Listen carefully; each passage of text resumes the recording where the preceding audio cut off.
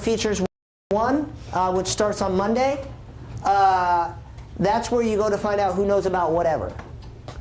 Okay, so if you're starting to brainstorm and think about that, you can at least get an idea for how many people in this building can talk to you about a certain subject.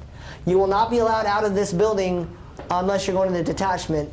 I do not recommend Features 1 be your home game. Your instructor can allow you to or not based on their own feeling, but I promise you guys, you're not doing a home game for Features 1. That said, you find it?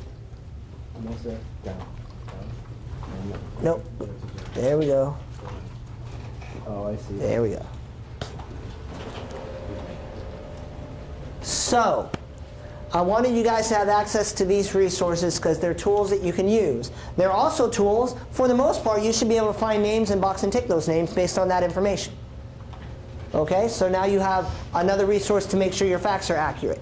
Also, if you're not sure where they go, now, in that feature support, the topic list or the other one, I'll be honest with you. There are 430-something people who work in this building, give or take. And they rotate every, 2 or 3 months.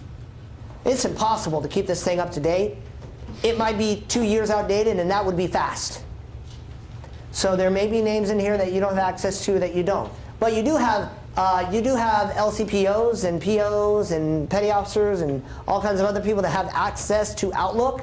And you can say, hey, I'm trying to verify the spelling of this person's name. Can you help me with that? And if you're just trying to get the correct spelling of a name, they're probably going to help you out. One more resource I want you all to be aware of, go on to Internet Explorer, just pop up a window, like you're going to go to Google. Don't go to Google, just open up a window, and that'll open up the DINFOS homepage, right? Yes. Okay. There's a window there. I'm going to come around here. Academics, you're going to click on Registrar and Admissions. Then to the right, you're going to see Course Catalog. Click on that. If the name of the course you think you're writing isn't on this list, it's not actually the name of that course. Now, the big danger ones are the Air Force journalism course. It's in there. The name of it is in there. But they call it the FOJO course because they speak colloquially. But there's a big difference between how they refer to their course and what the name of the course is. That's the name of the course right here. Also, BOM-D works a little differently than we do. They don't have a course the way you guys have a course. Like you go here and then you go like FAs that are broken up there. They do, but they have a lot of courses that are interconnected. So it's possible, and they may be confused when you say, what course do you teach? They're like, well, 9 of them. Which one are you talking about? So if you're referring to a BOM-D instructor, I highly advise you to just say an instructor for the basic operations and maintenance. That's in there. Like, just refer to their department, and that'll be as specific as you have to be. Now, if they give you a course name and it's on this list, go and use it. Just check every proper noun. Those are some of the common resources and the common places you all need to be highly invested in using and looking at. All right, Seaman-Maddox, it's a nice try. We all used to have Outlooks, but you don't have Outlook anymore. No, I was opening the Excel. I thought You just missed? Okay. No, I just clicked on that, and that's what it was. Okay. Now, you guys used to have Outlook accounts, and that was a good way for you to verify names, but we transitioned our technology, so you no longer have automatic Outlook accounts. So, I wanted you guys to be aware of that because I'm going to tell you guys the biggest secret to features. People struggle in features because you guys are trying to win like a Thomas Jefferson or a Pulitzer or whatever award-winning writing. You're trying to, no. Win those when you're like an MC on a ship at sea. Right now, complete, accurate, in an order that's logical. That's all you have to do, guys. I have never, like 3 times have I ever read a feature that I really thought, wow, that's awesome. A little funny side note, the best feature I've ever read in the history of this course scored a 48. Because, oh my God, grammar. It was beautifully written in whatever language that student decided to write in for that day. But that student scored 48, had a real bad day, was very distraught, took the student aside. That student is currently happily married with a wonderful life, brand new baby, at sea. Well, the baby's not at sea.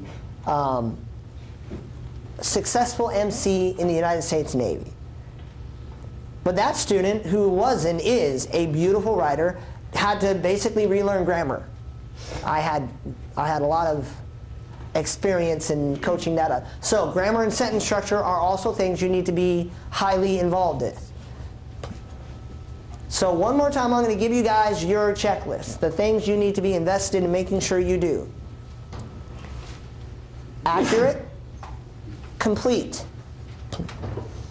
In terms of complete, you should be able to point at a lead and identify what type of lead you were going for. How well you did it, that's between you and your mentor. Conclusion. You should be able to identify what type of conclusion you were going for, and whether or not you did it well is up to you and your instructor. Logically organized. What structure did you use? If you went with I don't know, then you didn't use a structure. Have good transitions. I already said accuracy, right? Check your grammar. Check your sentence structure. If you focus on those things, you have a better shot than anyone who doesn't. Now, if you read it and you go, yeah, but it's kind of boring or kind of whatnot, I say that every day I grade a feature. But this is how we grade you. Our rubric is broken down into this huge, it's a grading guide, not a rubric. It's broken down into this huge, like 19, 20-page document. And it's on us to decide, but if you focus on that, you're going to be all right. So when we start talking about revision, that would be way more dramatic if that was on.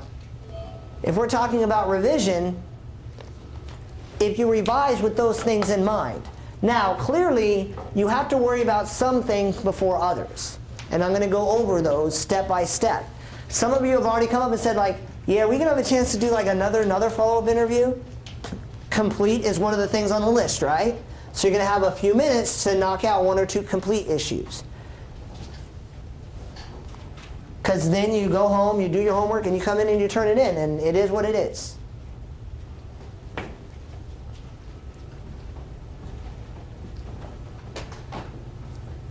Accuracy is another one, and we're going to go over these.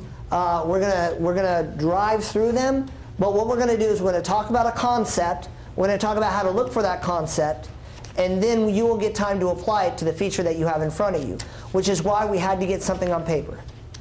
You can't revise something that is incomplete. So your objective is to practice basic feature writing principles. The way we're going to get there is we're going to talk about revising, which is complete and accurate. That's what we care about here. Then we'll get into proofreading. For some of you, this isn't such a scary thing.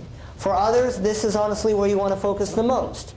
What I will tell you, I don't mind telling you guys, that the number one most deducted thing in features is almost always comma splices.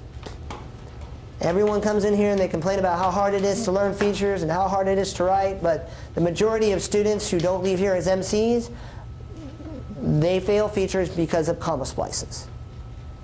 That's why I'm on you guys from day one and I talk to you about it. That's why I keep reiterating it. Now, there's a top 5, and we're going to cover all those major issues right here.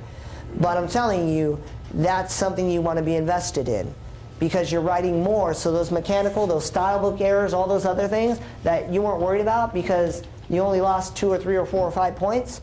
Now, the average news story, how many pages? 1 or 2, probably 1 max, right? One full page. Features is 3 full pages. So go to your last news 4, take your mechanical score and multiply that by 3 and ask yourself, do you want to lose that many points?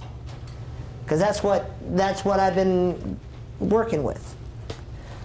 So what we'll go over here is how to avoid those, to mitigate those issues. Now you want to be accurate and complete no matter what. If you're accurate and complete, most readers and your instructors, the grammar and sentence structure, those things are going to come along as you move along through the course, as you move along in your career. I've been doing this for like 20 years. I still can't spell. That's why I have other editors and coaches and more people. Like, I try to get it as much as I can, but for some reason, spelling is not the thing. That I don't know what. I must have been in a sarcastic jerk line when I should have been in the learn how to spell words line. But it's my own personal issue. Everyone will have those issues. Other people are like, no, I don't understand transitions, or I don't understand this. You're going to have to work on those throughout so that they're not issues that affect the readability of your work, but they are things that you can be more aware of. And the more self-aware you are, the more successful you are. Because ideally what you want is you want to hand your story to your LPO and never see that story again. Now, depending upon the chain of command you're in, or their quality, or how good they are, you may or may not see it. You may see it for reasons you need it to. You may see it because some LPOs, they feel like required to make you make a change because they don't feel like they've done their job if they don't mark your paper. That's the spectrum of the world we live in. But the less times you see your feature coming back to you, the more successful you are. Anyone ever, you guys haven't had an eval yet, have you? On your eval form, there's a box that's called proficiency. And under 3.0, it requires little rework, right? Under 5.0, it says never have to have this, never have to have them do it again. Never have to do rework. No changes required. You want to be in that 5.0 neighborhood, because not a lot of people are, and LPOs see that. I promise you, if I'm looking at awards or if I'm looking at things going on, the first thing anyone thinks about in a ranking board, if they're doing their job, is who's the sailor I don't have to make do their job 10 times? Now remember me from day one? How I told you, like, it's not enough to just get it done, you have to get it done right? That's where that comes from. If you're the guy that gets this thing finished and I don't have to fix you, you're gonna be ranked higher, you're gonna be more respected, you're gonna get awards, you're gonna get those things, as opposed to the guy like, hey, Simon Carter, can you please learn how to spell names? Okay, now can you learn what a comma's for and when not to do it? Okay, now they'll remember that and they'll talk trash about you. Simon Carter, you're fine, by the way. You're doing very well. These are things you want to have on your mind. They don't all come at once. So what you're going to want to do over the next few days is start identifying where your weak spots are, and the most you can ever do is just start with one and fix that one, and then work on another one, and just try to get better with everything you're doing. If you stink at everything on earth, that's actually okay, because you've identified the number of things on which you stink. And if tomorrow you wake up and you stink at one less thing, you've improved. That's all any human being can ever ask of any other human being. So I set you on a break because the first thing you do before you revise is you take a break. Now we talked about the 4 C's way back. We talked about the 4 C's. Anyone remember them? I mean, they're on the board, but does anyone actually remember having seen them before now? Simon Carter, you actually do remember that? I saw them in the Features Handbook. Yeah, they're in there too. You got your 4 C's, concept, collect, correct, and construct, and we're going to revise with that in our mind. Revising isn't proofreading. If you see a spelling error, go ahead and fix it. If you see another issue, go ahead and fix it. But at the end of the day, you're really looking for, is this feature complete? Does it make sense? All that other stuff comes later. So, under concept, what you want to know is this a story? Now, for this class, story doesn't mean what I think when I mean story. That's that idea of narrative. Narrative's beautiful. If you can get there, you're better than anyone else beside you, I promise. But right now, all we care about is, did you tell the reader what you promised you'd tell them? That's it. That's all that is. If you said, I'm going to tell you what you need to do your taxes, did you tell them everything they could do to do their taxes? If you tell them, I'm going to tell you how to invest your money, did you give them different ways to invest their money? Did you fulfill the promise you made your reader? That's all it is. Did you stay on focus? So if you say, hey, these are wise ways to invest your taxes, you shouldn't be talking about non-wise ways to invest your taxes, should you? If you're talking about the benefit of NPC, the online chat thing, then you shouldn't be talking about reasons why it may not be a good thing. Someone else is writing that story, stay in your lane. Each time you don't, you're drifting on focus. So you know focus is a 5-point deduction. Now you guys are going to get a little frustrated because focus and clarity are enemies. You must be clear and complete, but if you realize, hey, I introduced a topic, you might have to spend a minute to explain what this means. But you don't need to write a subsequent feature on this subtopic. You just got to give the reader a little bit of backstory, a little bit of scope. Do you see the distinction? You cannot be attached to what you're doing. The first book I ever edited, I got into a big argument with my editor. I don't know why I argue with editors. They're paid money to get me published, but I do. But I love the scene. It was a really touching scene because it's beautifully written. It's gorgeous. I go, then why are you telling me to delete it? He goes, because it doesn't belong in your story. It doesn't belong. So if you have an anecdote that's touching and hilarious, that little anecdote I told you about when I first went to see Petty Officer Simmons is adorable, but it only has place if I'm talking about Petty Officer Simmons, how excellent a father he is, or what it's like being a great parent. As wonderful as that is, it has no business in any other story about Petty Officer Simmons. All of these things are relevant and true and personal to him, but what does the reader need to know about, and is that information in your story? So, you want to have that distance. You want to make sure that you answered all your questions. If it needs more information, you want to identify the information it needs.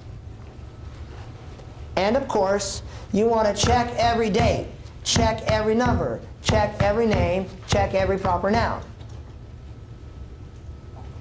You want to do that because you must.